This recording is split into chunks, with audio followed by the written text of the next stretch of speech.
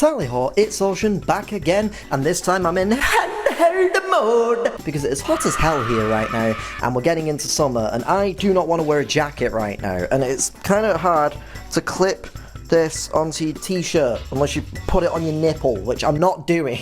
But maybe. I've not done one of these roundup style episodes in a long time, which means that there's some stuff that I want to talk about for the series. So let's just get straight into things.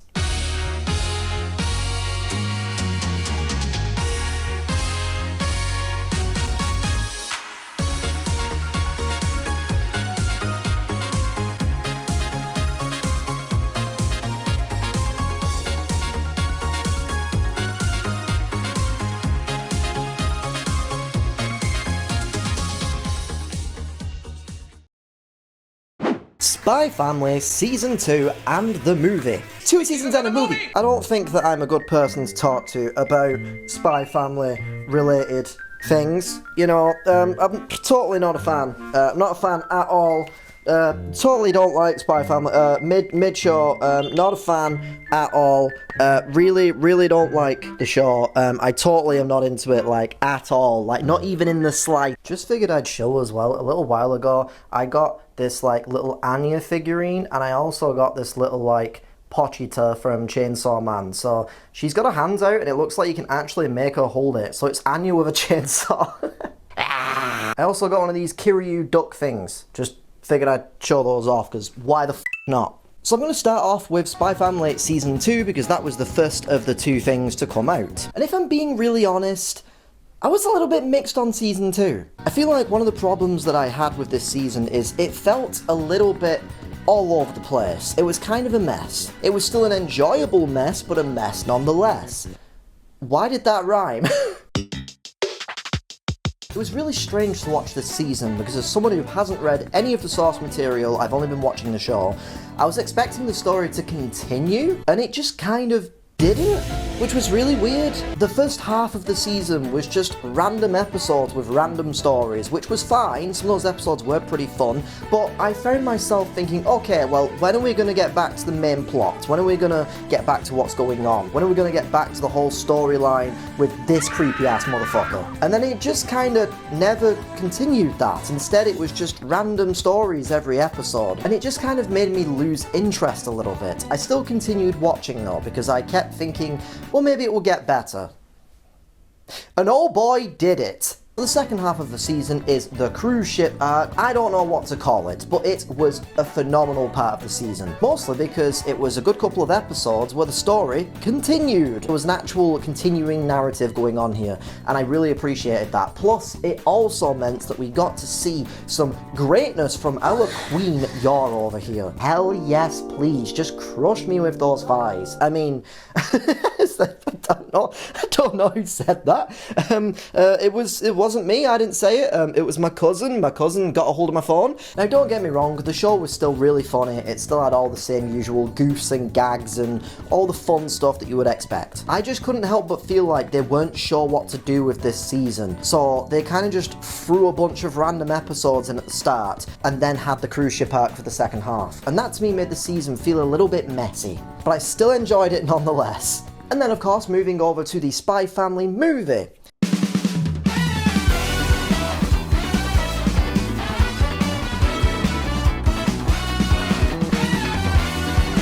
The idea here is that our characters are going off on another random adventure that has nothing really to do with the main story, where they end up in this snowy location, and there's kind of like a Christmassy vibe to this film, which I kind of appreciated. But if I'm being honest, I was going to talk about Spy Family Season 2 and the Code White movie in their own separate video back when these things came out, but I just kind of feel like I didn't have enough to say. They were both a fun time, but I was just kind of like, alright. Anyway, what's next? I just didn't really feel like there was enough to talk about, so I figured I'd slide them into this video just like I slide into your mum's DMs. So now to move over to a video game, and oh boy! Please help, I'm addicted to this game. I need you to help me, okay? I need you to help, take it away from me. I can't do this anymore, please. So, a very popular MMORPG with expansions that are in the free-to-play version and all of the memes recently came to Xbox. finally! And I have been playing the hell out of this game since launch on Xbox. And that game, of course, is Final Fantasy XIV. I am so insanely goddamn mother freaking gee willikers addicted to this goddamn incredible game. Holy crap, it has taken over my brain. And with the Dawn Trail expansion recently releasing, I figured it's a perfect time to talk about this game. So this game, as previously mentioned, is an MM. Oh my god, I'm addicted to this game. There's all these cool races of character that you can play as. I personally went for an Ellison, although I actually have one of every race in the game. I kind of have a bit of a problem. But like, seriously, how could you hate any of this? Look at this little cutie pie right here. Oh my god, I love you. I just want to give you head pats and protect you for the rest of time. And then how could you hate this Viera, this bunny girl? She's, what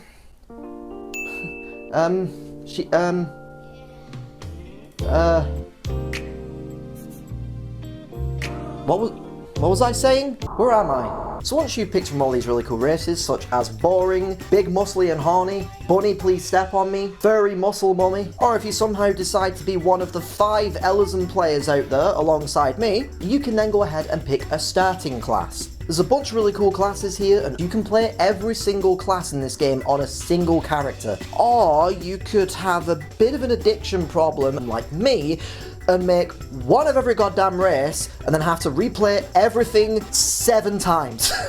I honestly cannot tell you how many motherfucking goddamn jobs there are in this game. You'll be seeing the footage now of me just scrolling through various jobs with my main character and their cool ass outfits, because by the way, this game is fantastic if you like customization. There is so much customization that you can have. There are so many outfits. Every job has its own exclusive outfits as well, such as the job gear. Now in terms of story, I really don't want to say anything because I don't want to spoil any of the story for you, but all I will say is this story is beloved to Final Fantasy XIV players, with lots of great characters to meet, such as Hottie. There's also Hottie.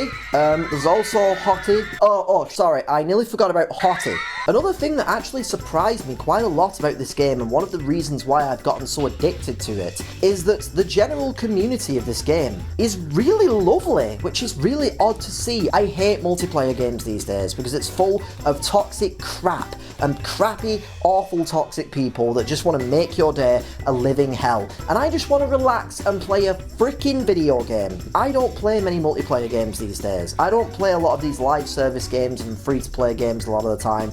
Also because they're filled to the goddamn brim with microtransactions and prices on everything, which is a video that I'll be making at some point, don't you worry. And yes, Final Fantasy XIV has an online cosmetic shop, but I don't mind it too much because of the goddamn quality of this game. I feel like the devs really care about this game, and the community really cares about it as well. And they're almost like hand in hand with each other, skipping and frolicking through a lane while they play this wonderful game. Why am I rhyming so much today? What is happening? And then the freaking soundtrack. Oh my god, the soundtrack for this game is incredible.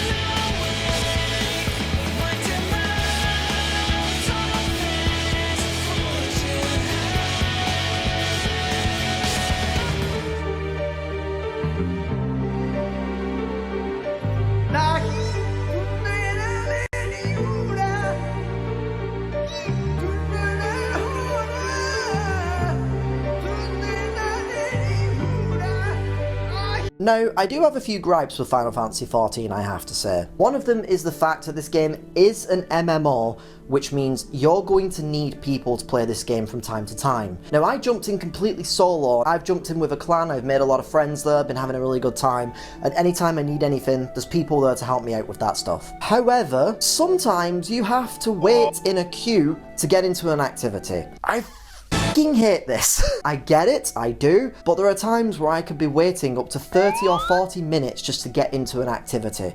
Now, luckily, I'm not sat waiting, staring at text that entire time. I can go and roam around and just go and do some other things, but as a progression-minded gamer who likes to stick to a specific goal, it stresses me out and frustrates and bores the hell out of me when I have to sit in like a 30-minute queue just to try and get into a dungeon so I can level my goddamn Pictomancer. Sometimes that's kind of a pain in the ass, and I'm starting to get to a point where it's becoming really tedious to have to keep dealing with queues all the time when I'm trying to do things in this game. My other issue is kind of an issue that I just have with a lot of open world games these days, which is that you get all these like really cool, interesting zones to go to, but there's never really much in them. They're just big empty spaces for the most part, with a couple of buildings or like cool little locations to see, with some enemy mobs around, and for the most part that's about it. And I know this goes along with a lot of other MMOs out there, a lot of MMO game worlds are like that. I kind of don't like that though. I wish that these open worlds were more interesting to explore. I do have to say though, in terms of visuals and style,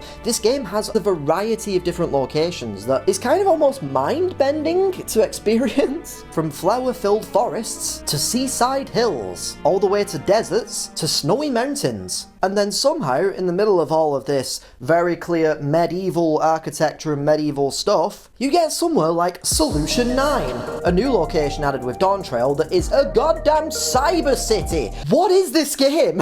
But at this point, I feel like I'm rambling on about my love for this game overall. I'm gonna leave it there for Final Fantasy XIV. Go and check it out.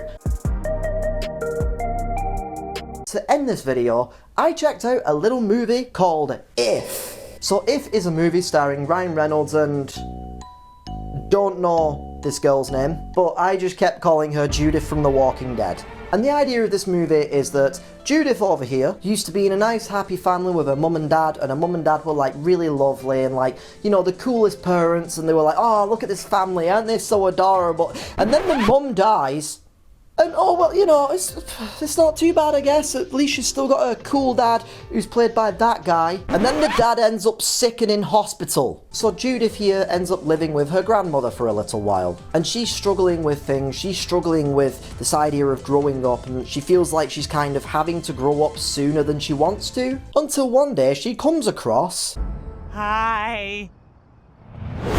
Oh god. Who is accompanied by Ryan Reynolds. So essentially what is happening here is this character is known as an imaginary friend that only Judith and Ryan Reynolds can see. And Ryan Reynolds is trying to help these imaginary friends come out of their retirement from the children that imagined them in the first place, as those children have now gotten older, they've got jobs, they've got kids, they've got their own stuff going on. And they're all essentially cooped up in a magical retirement home. And Ryan Reynolds is trying to help them to get out of retirement, but he's not very good at this. He's struggling with it, he's stressed, and you can tell that he kind of just doesn't want to do this anymore. He's tired of it. He's tired of dealing with this and not getting anywhere with it. But then Judith comes along and she's all like... And thus the two of them set forth to try and help these imaginary friends to find a new child to be with. It's fun, it's wacky, it's also oddly very adult in the sense that, like I mentioned at the start of this segment, the mum has died, the dad's in hospital, Judith is having to deal with the fact that there's the potential chance that her father could die, and then she's left without parents, and then it's like, what does she do? And she's struggling, and you can see that she's really panicking, and she doesn't know how to handle all of this adult stuff. And it's really odd because this film constantly feels like it flip-flops back and forth between, well, hey, look, it's like a kid's movie, and it's all fun and goofy, and hey, it's all these characters doing silly things, whoa. And why are we here? Just to suffer. And the slight issue here is that it feels as if they don't know whether they want to do one or the other. They had to kind of try and balance those tones out, and I don't entirely know if they were successful, but I did enjoy the movie, I can say. I did have a good time with this. So anyway, thus ends another episode of Recommendoceans. Apologies for not doing one of these episodes for a long time. I'll admit, I've been struggling a lot with burnouts lately. And no, I don't mean the video game. So anywho, let me know what you think about any of those topics that I talked about, or any of those things that I mentioned in the comment section down below. Once again, just to plug my own stuff, I have been playing a lot of stuff over on the Kingfish Ocean channel. Even if I'm not making much content on this channel, even when there's periods of time where I'm not really sure what I'm doing or where I'm just working away on stuff that's taking a bit of time, I'm always making stuff on that channel. So if you do want to go and check that out and check out some Let's Play stuff, I will leave a link in the description down below and in the outro that's about to come up. But anyways, thank you for watching, and hopefully I'll see you in the next video. Pip pip toodaloo!